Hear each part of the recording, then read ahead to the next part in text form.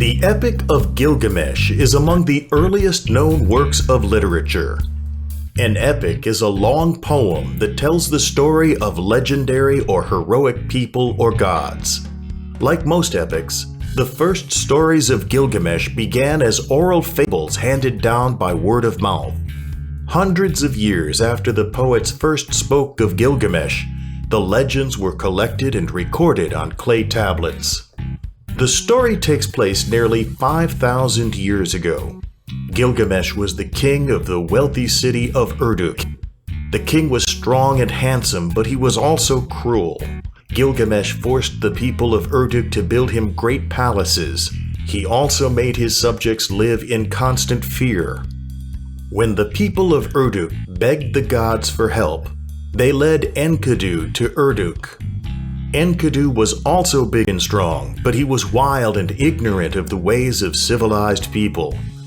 Enkidu was raised in the forest where he lived with the animals. When Enkidu learned of Gilgamesh's cruelty, the wild man challenged the mighty king to fight. As the two powerful men battled, they realized they admired one another.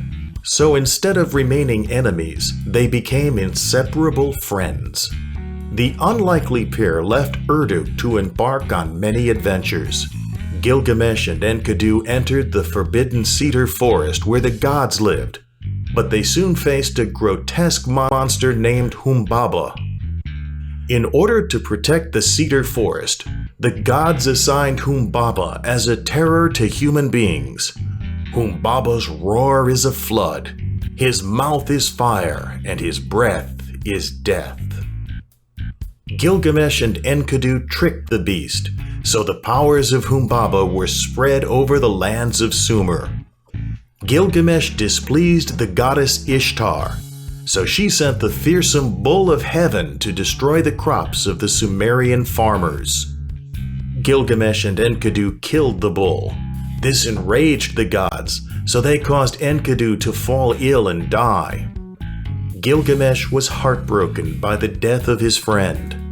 The king also feared that one day he would also die, so Gilgamesh began to search for the secret of eternal life. One version of the epic describes a terrible flood that covered the earth many years before the time of Gilgamesh. Gilgamesh went on a long journey to meet Utnapishtim, an elderly man who survived the floods because the gods warned him of the coming deluge. Utnapishtim told Gilgamesh, "The life you are seeking you will never find. When the gods created man, they allotted him death, but life they retained in their own keeping." Gilgamesh returned home with wisdom from his adventures with Enkidu and Utnapishtim. Gilgamesh became a gentle ruler who no longer mistreated the people of Uruk. Gilgamesh realized that he could not escape death, but he could live on in the memories of the people he loved.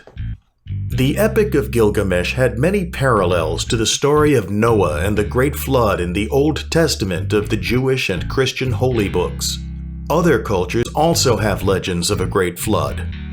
The Greek legends say a god named Zeus once unleashed a flood because he was displeased with a sacrifice made in his name.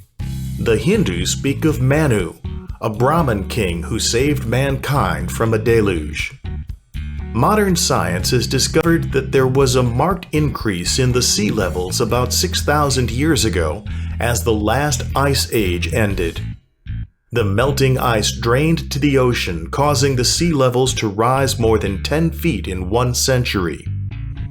Gilgamesh and the other flood legends may be connected with the end of the Ice Age.